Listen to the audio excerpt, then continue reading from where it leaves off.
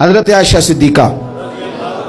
رضی اللہ تعالیٰ عنہ فرماتی ہیں ایک عورت تھی اور اسے نبی پاک صلی اللہ تعالیٰ علیہ وسلم نے وہ کلمہ پڑھ کے مسلمان ہوئی، مدینہ طیبہ آ گئی تو حضور نے مسجد نبوی شریف میں اس کے لیے مکان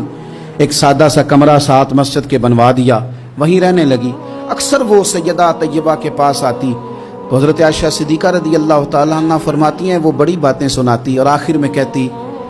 وہ ہار والا دن بھی بڑا عجیب دن تھا اور میرے رب کی قدرتوں کا دن تھا، وہ بھی بڑا عجیب دن تھا۔ سیدہ عائشہ صدیقہ رضی اللہ تعالیٰ عنہ ایک دن فرمانے لگی کہ تو ہار والے دن کا بڑا ذکر کرتی ہے، وہ کیا دن تھا؟ تو خاتون کہنے لگی اماں جی وہ دن تھا جب میرے رب پر بھروسہ اور مضبوط ہو گیا، جس دن میرا اپنے رب پر توکل اور بڑھا، میرے ایمان میں یقین میں اور پختگی آئی۔ کہنے لگی میں ایک گھر کی کنیز تھی، نوکرانی تھی، اس گھر میں ایک بچی تھی جس کے پاس سونے چاندی ہیرے جواہرات کا ہار تھا۔ اس زمانے میں چمڑے کے اوپر لوگ ہیرے جواہرات لگاتے تھے، کئی دفعہ سرخ رنگ کے چمڑے پہ لگائے جاتے تھے، وہ بچی پہنتی تھی تو کہتی ہوں بچی کے اس نے اتار کے رکھا یا اس سے گرا وہ ہار تو چیل اسے اٹھا کے لے گئی گوشت سمجھ کے اور میرے سامنے اٹھا کے لے گئی۔ گھر والوں نے مجھ سے پوچھا، یہ بخاری میں موجود ہے، گھر والوں نے پوچھا مجھ سے کہ وہ ہار کہاں ہے تو میں نے کہا چیل اٹھا کے لے گئی۔ گھر میں کچھ چوری ہو جائے تو سب سے پہلا الزام کس پہ لگتا ہے؟ ملازمین پہ۔ کہتے انہوں نے مجھے بڑا مارا، بڑی تکلیف تھی، حتیٰ کہ میری شرمگاہ تک کی تلاشی لی، میری عزت اتنی خراب کی میں بتا نہیں سکتی۔ میں نے اپنی زندگی میں ایک واقعہ دیکھا، ایک امیر گھر میں چوری ہو گئی، ملازم کو اتنا مارا کہ وہ چارپائی پہ پڑ گیا، پولیس والوں سے اتنی مار پروائی گئی کہ وہ بیچارہ چارپائی پہ پڑ گیا اور پھر وہ اتنا بیمار ہوا اور کچھ دنوں کے بعد پتہ چل گیا کہ چور تو اپنا بیٹا ہے ان کا،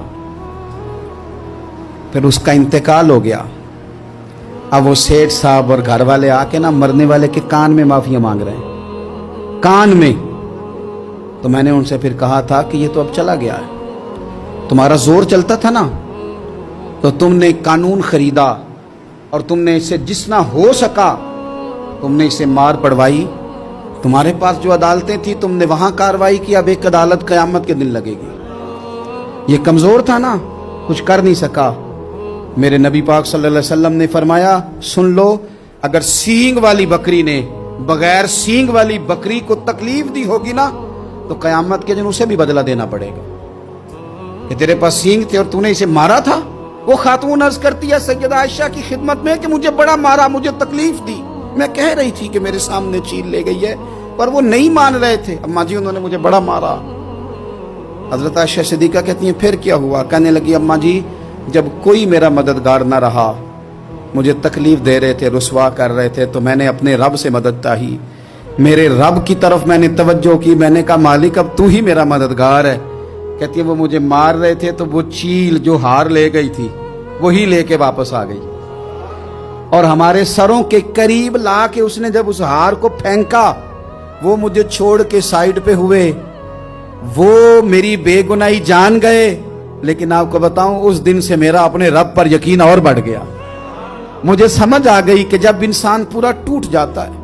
اور جب کوئی چاروں جانب اس کا مددگار نہیں ہوتا تو رب تو ہوتا ہے نا، اللہ تو اس کا مددگار ہوتا ہے نا، وہ تو پھر اپنے اس بندے کی مدد کرتا ہے نا، پھر وہ تو توانائی دیتا ہے نا، وہ تنہا نہیں چھوڑتا،